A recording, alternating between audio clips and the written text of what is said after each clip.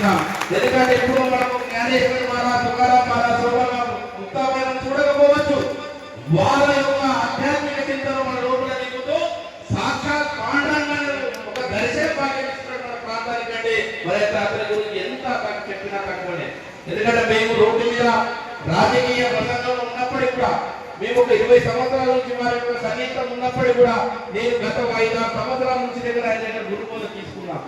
అంటే అంతకుముందు మాకున్నటువంటి జీవితాలు, మాకున్నటువంటి ఆలోచన విధానాలు, అతను పాదచందం లేదన్నటువంటి ఆలోచన విధానాలు ఉంటే మా మనశ్శాంతి అంతగా దొరుకుతుందని మాత్రం నేను సాక్షాత్గా నేను చెప్తున్నాను. ఎందుకంటే గురువుగారు కనబడగానే, గురువుగారి కార్యక్రమాలు చేస్తున్నా కానీ ఎవరైనా ఇంటూ ఉంటే అక్కడ మేము పోకపోతే ఆబ్సెంట్ గా ఉంటే అది మాకు ఎక్కడో బాధ అనిపిస్తుంది.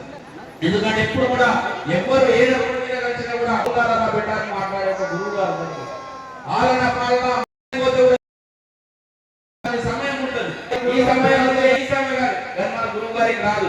ఎప్పుడు ప్రజలలో ఉండాలి, ఎప్పుడు భక్తు మధ్యలో ఉండాలి, ఈ భక్తులలో నాకు విశ్వాసం వరకు ఉండాలని మనం మాట్లాడినటువంటి పరమ పూజలు గురువులని మన ముందున్నారు. కాబట్టి మనమందరం కూడా నారాయణ ప్రాంత భక్తులుగా మనమందరం కూడా మన శేష జీవితాలు అందరం కూడా మనం ఉన్నంత వరకు మాకు మంచి ఐశ్వర్యాన్ని, మనకు ఒక మంచి ఆరోగ్యాన్ని మనకు అన్ని విధాలుగా ప్రసాదించాలని